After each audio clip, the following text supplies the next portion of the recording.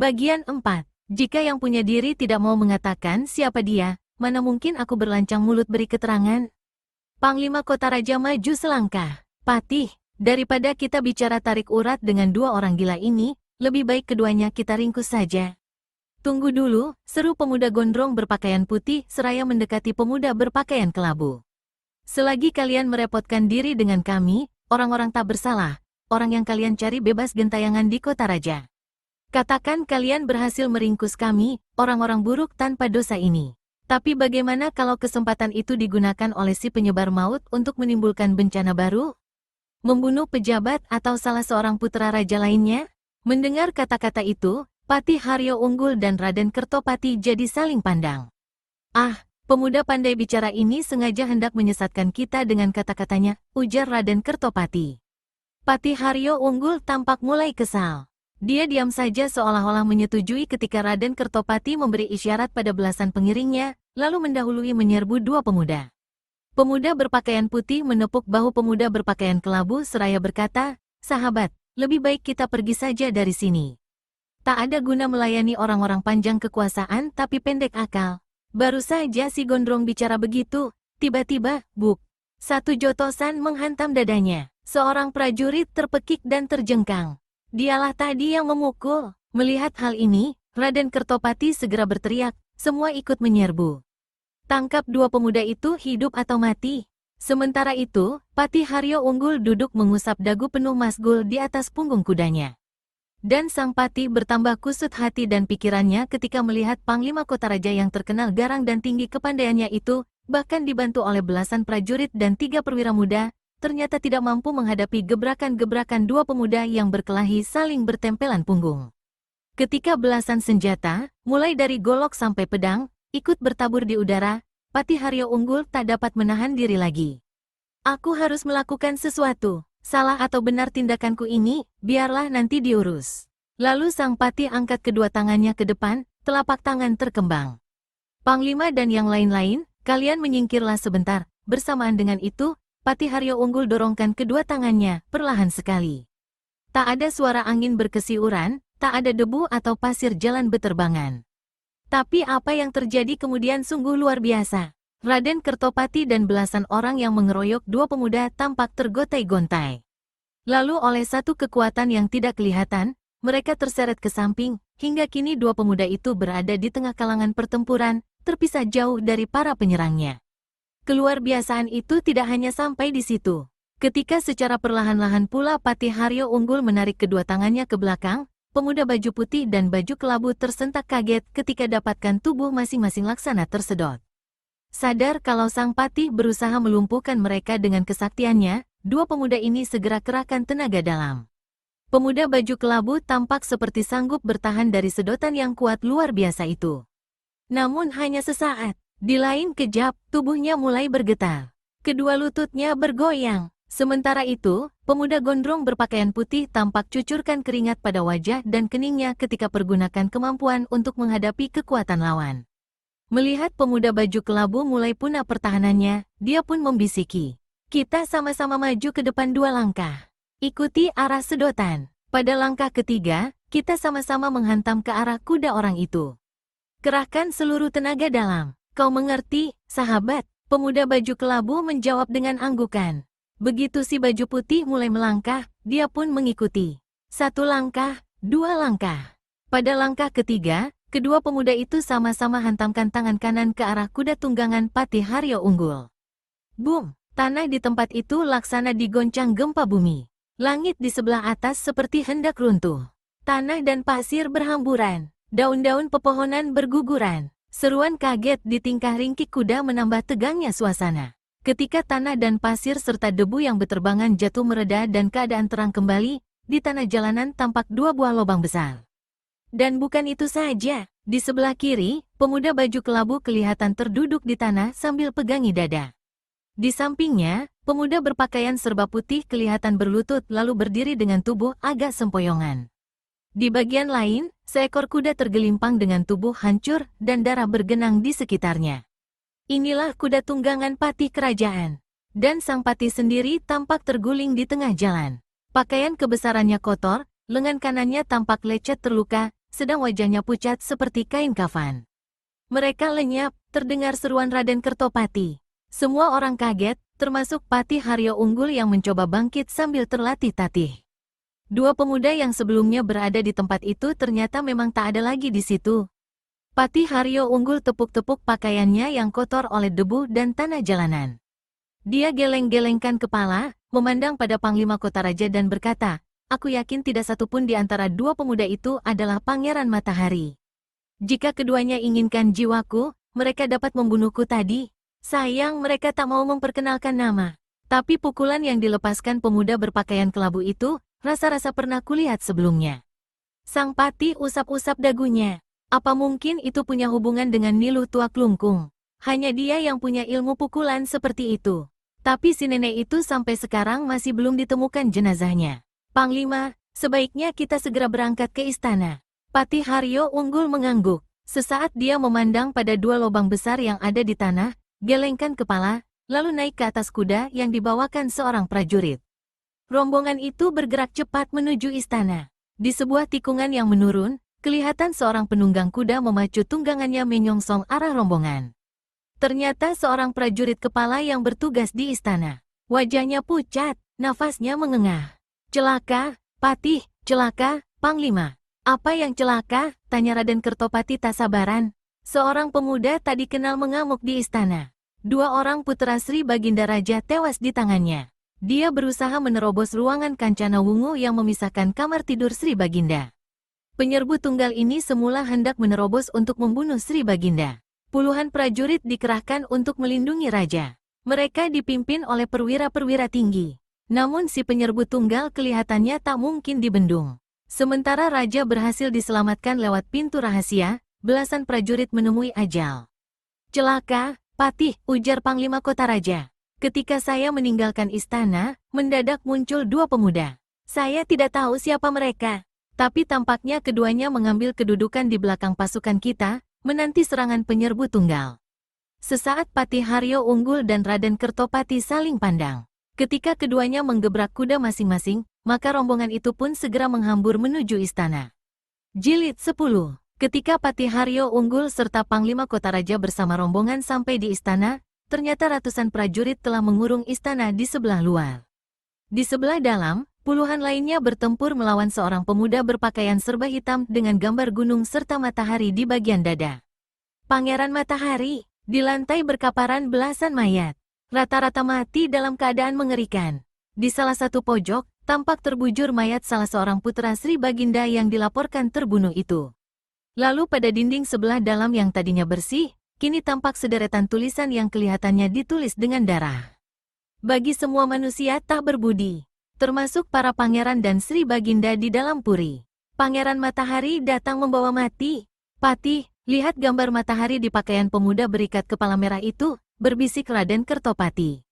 "Aku yakin inilah bangsatnya yang mengaku bernama Pangeran Matahari." "Aku pun sudah menduga begitu," jawab Patih Haryo Unggul. "Ada satu yang mengherankanku," berkata Patih ini lebih lanjut.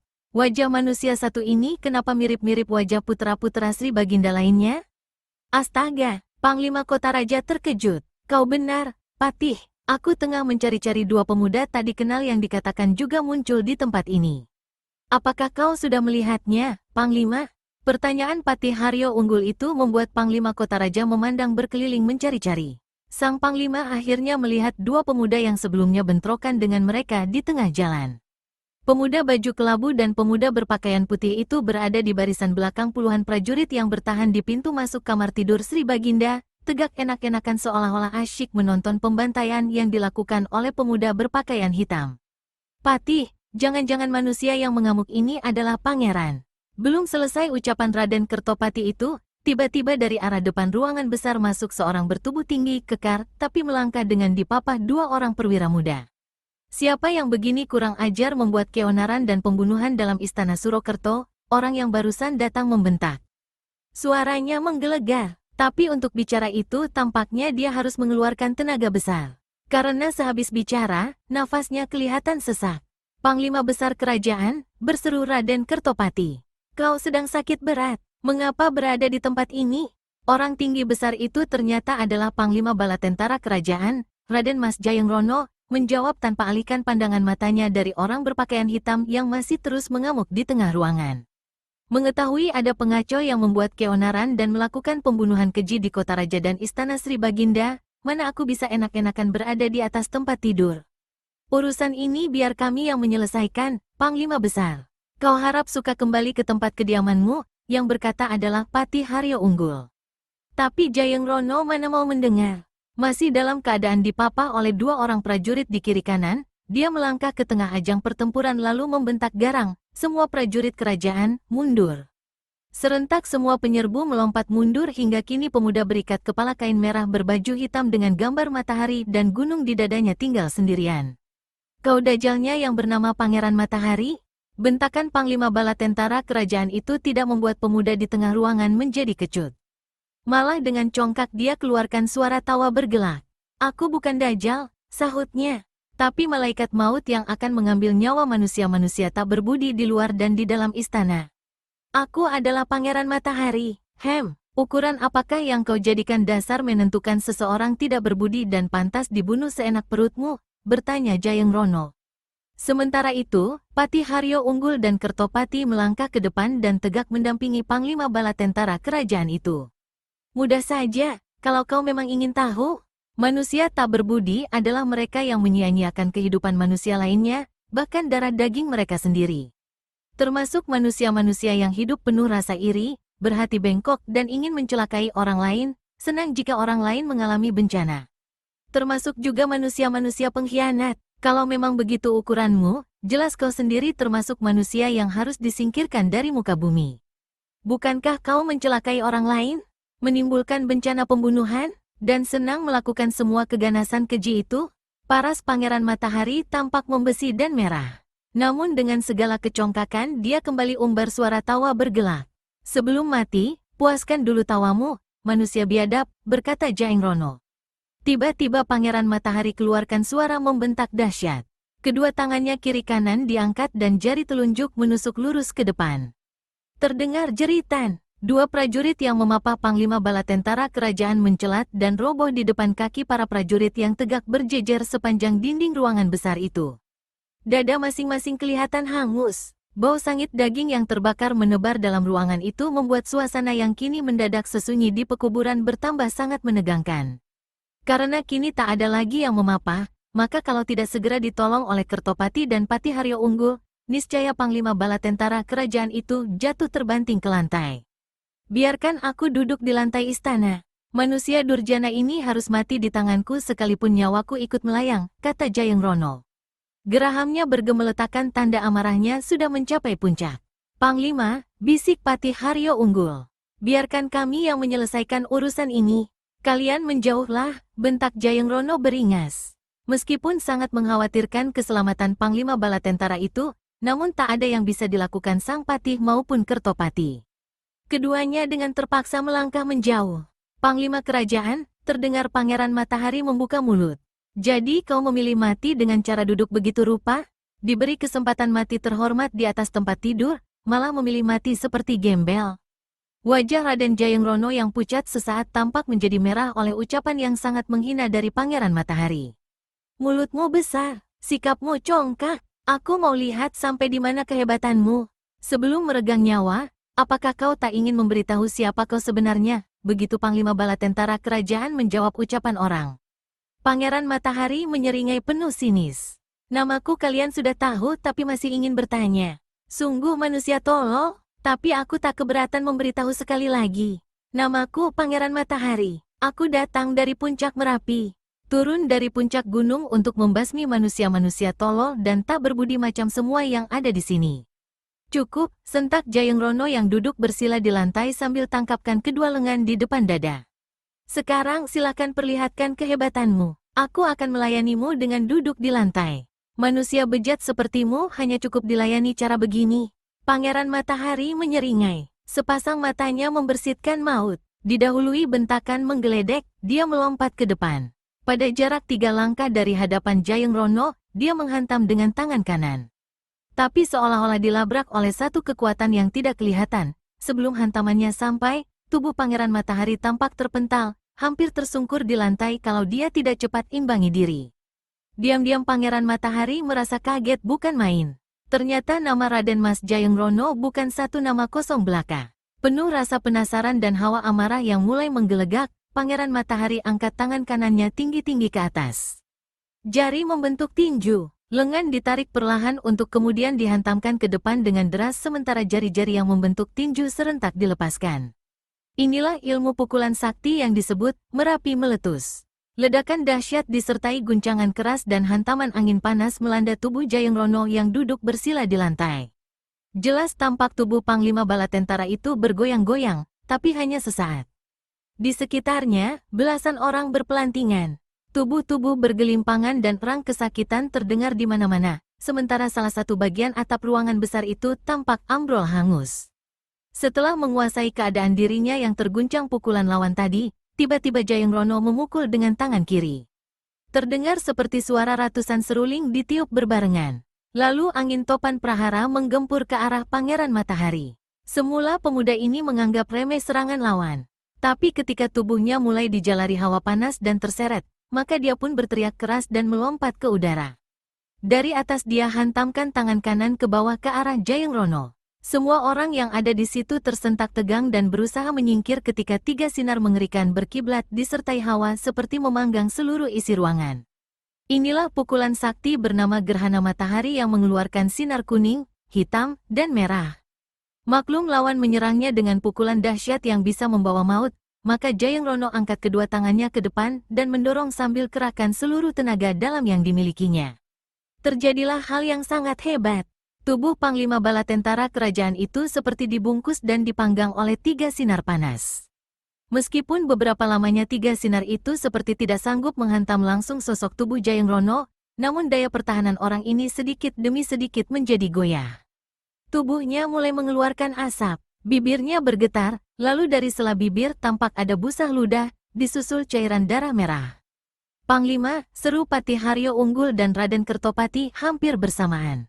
Kalau sang patih memburu ke arah Jayengrono, maka Raden Kertopati melompat ke arah Pangeran Matahari dan menghantam batok kepala pemuda itu dengan jotosan tangan kanan.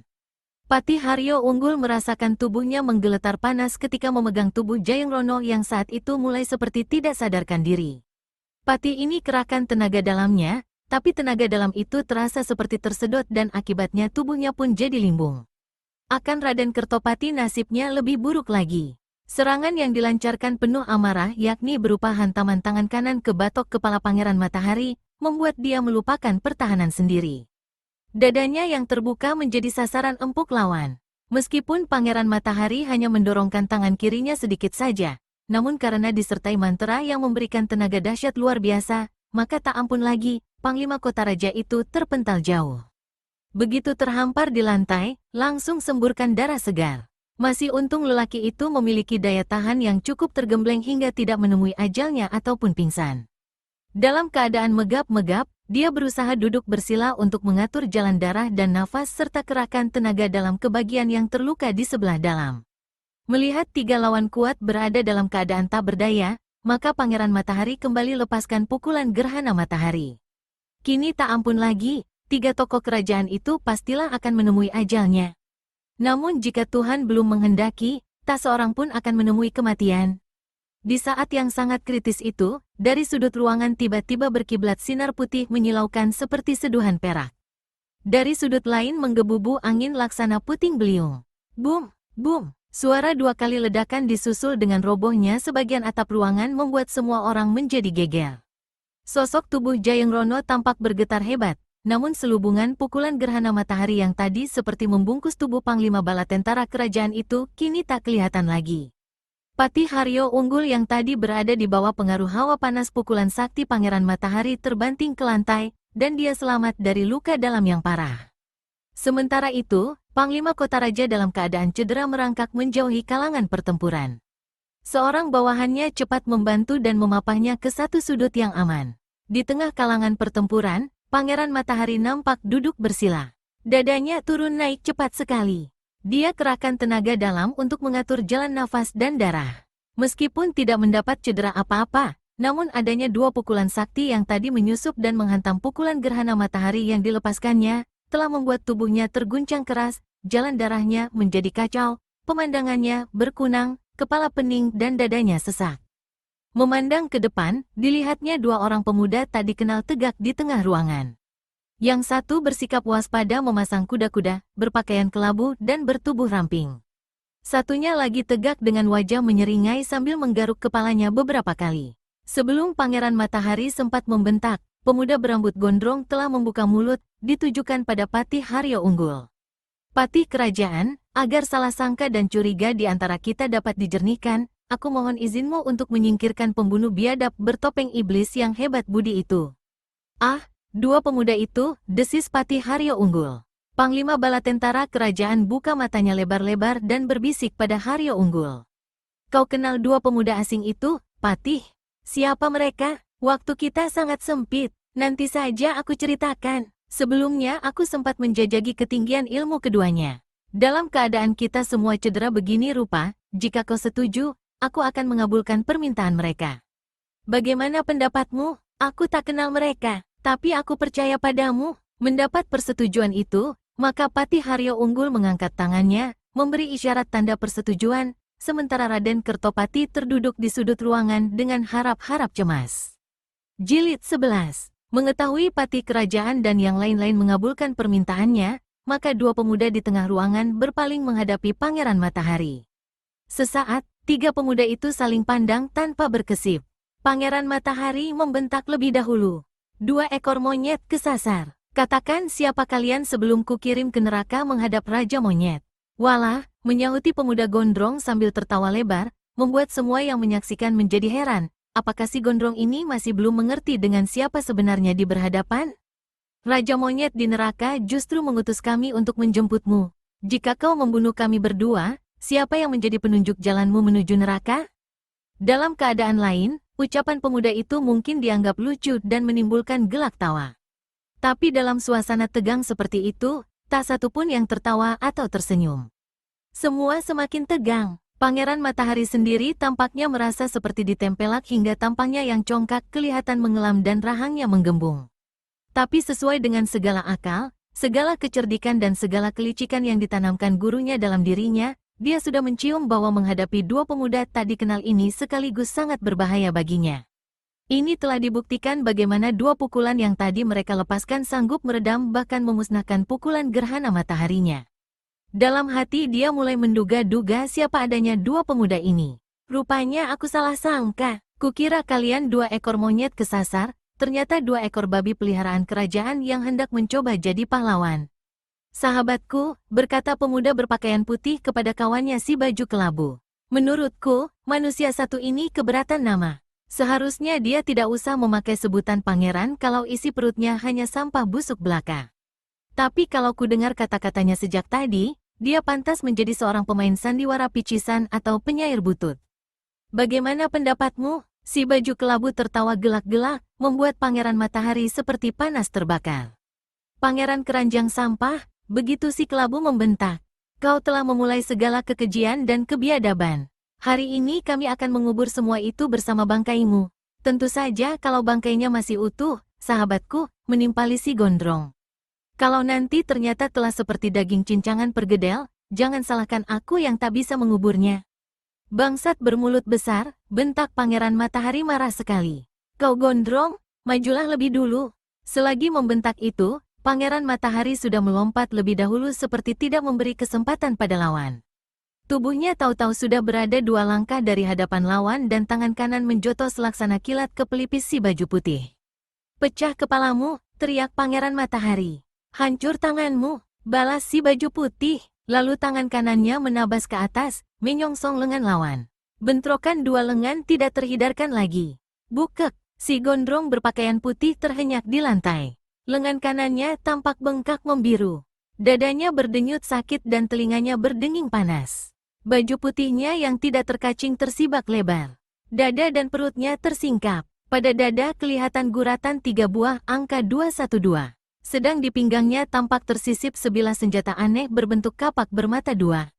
Pangeran Matahari yang saat itu tegak tersandar ke dinding sambil mengatur aliran darahnya yang seperti tak menentu akibat bentrokan tadi, terkejut beliakan mata ketika melihat 3 buah angka dan senjata yang tersisip di pinggang pemuda lawannya. Tak bisa tidak, pemuda ini adalah yang diceritakan guru padaku. Pendekar kapak maut naga geni 212. Kalau tidak kusingkirkan keparat ini sekarang-sekarang, pasti bisa merepotkan. Menyadari hal ini, Pangeran Matahari lalu alirkan seluruh tenaga dalamnya ke tangan kanan. Tapi betapa terkejutnya pemuda ini ketika dapatkan ada sesuatu yang tak beres dengan tangan kanannya. Ternyata akibat bentrokan lengan dengan pendekar 212, Wiro Sableng, tadi, pembuluh darahnya ada yang terjepit hingga jalan darah ke lengan dan tangan menjadi tidak lancar. Keparat celaka, memaki Pangeran Matahari dalam hati. Sehebat inikah pemuda gondrong ini? Tak salah kalau guru menasihatkan agar aku berhati-hati terhadapnya. Tak ada jalan lain, kelicikan harus kupergunakan. Maka Pangeran Matahari alihkan aliran tenaga dalamnya ke tangan kiri. Diam-diam dia menyiapkan pukulan gerhana matahari. Kalau tadi dikeroyok dua dia memang tidak mampu, sekarang 1 lawan 1 masakan pemuda itu tak dapat dirobohkan. Saudara, Pangeran Matahari menegur dengan sikap lembut disertai gerakan menjura dan maju 2 langkah. Melihat 3 buah angka di dadamu dan kapak maut naga geni 212 tersisip di pinggangmu, ternyata kita adalah sahabat segolongan. Gurumu Eyang Sinto Gendeng dari Gunung Gede masih saudara dekat guruku. Maafkan kalau hari ini aku telah bertindak yang tidak menyenangkanmu. Tentu saja pendekar 212, Wiro Sableng, kaget bukan main mendengar kata-kata Pangeran Matahari itu. Kalau memang guru pemuda itu tidak punya hubungan dengan gurunya sendiri, bagaimana mungkin dia tahu tentang dirinya dan Eyang Sinto Gendeng? Sesaat Wiro Sableng hanya tegak tertegun. Pangeran Matahari datang lebih dekat. Sekali lagi dia menjura seraya berkata, harap maafkan keteledoranku. Segala dosa akan kutanggung di hadapan guru. Aku harus pergi sekarang. Lain kesempatan aku ingin sekali menemuimu. Abis berkata begitu, sekali lagi Pangeran Matahari menjura. Kali ini lebih dalam. Tetapi tiba-tiba dengan sangat cepat tangan kirinya menghantam. Sinar merah, kuning, dan hitam untuk kesekian kalinya berkiblat dalam ruangan besar itu disertai suara menggelegar. Orang banyak menyingkir sambil berteriak kaget dan ketakutan. Pembokong pengecut, teriak pemuda berbaju kelabu. Dari samping dia lepaskan pukulan sakti beracun yang mengeluarkan asap kuning berbau harum. Pukulan ini lebih hebat dan ganas daripada kalau dilancarkan dengan jalan meniupkan mulut. Namun segala kehebatan yang dimiliki pukulan sakti itu tiada gunanya karena pukulan yang dilepaskan Pangeran Matahari, yakni pukulan gerhana matahari, telah lewat lebih dahulu, menghantam ke arah pendekar 212, Wiro Sableng, di seberang sana. Edan, teriak Wiro Sableng. Dia telah menyaksikan kehebatan dan keganasan pukulan sakti itu. Mendapat serangan begitu tak terduga, pendekar dari Gunung Gede ini tak bisa berbuat lain daripada jatuhkan diri hampir sama rata ke lantai, lalu balas menghantam dengan pukulan sinar matahari yang dilancarkan dengan sepenuh tenaga dalam dan sekaligus 2 tangan. Seperti diketahui, pukulan sakti gerhana matahari bersumber pada hawa panas. Begitu juga pukulan sinar matahari. Akibat panas bertemu panas, maka terjadilah satu dentuman yang menggelegar disertai cipratan lidah-lidah api yang menyambar ke pelbagai penjuru. Kobaran api yang disertai asap tebal menutup pemandangan, memenuhi tempat itu. Orang banyak berpekikan dan selamatkan diri masing-masing, termasuk Raden Kertopati, Raden Mas Jayengrono, dan Patih Haryo Unggul. Pemuda berpakaian kelabu merasakan ada orang menarik tangannya dalam kegelapan asap tebal yang menutup pemandangan. Sahabat, mari kita pergi dari sini. Mengenali itu adalah suara pendekar 212, Wiro Sableng, maka pemuda itu mengikut saja.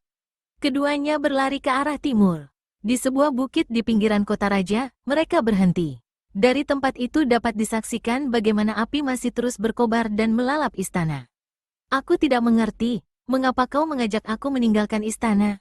Urusan kita dengan Pangeran Matahari masih belum selesai.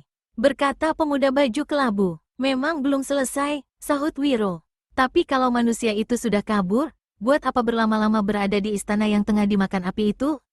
Siapa manusia jahat itu sebenarnya? Sukar diduga kalau tidak diselidiki.